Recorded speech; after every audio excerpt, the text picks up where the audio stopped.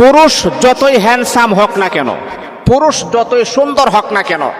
তার টাকা পয়সা, ঘর বাড়ি, ব্যাংক ব্যালেন্স সব কিছু তার আছে।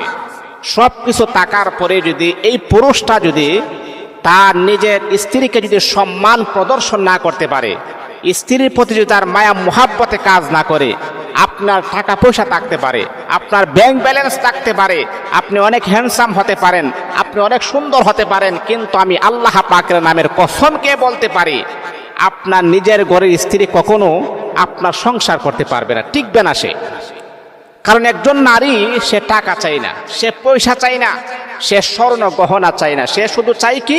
স্বামীর একটু মোহাব্বত, স্বামীর একটু ভালোবাসা, স্বামী যেন তাকে একটু কেয়ার করে, স্বামী যেন তার প্রতি একটু সুনজর রাখে, স্বামী যেন তাকে মোহাব্বত করে। টাকা পয়সার ভিতরে কিন্তু মায়া আটকিয়ে থাকে না। আজকে দেখেন পৃথিবীর দিকে তাকিয়ে দেখেন, অনেক বড় বড়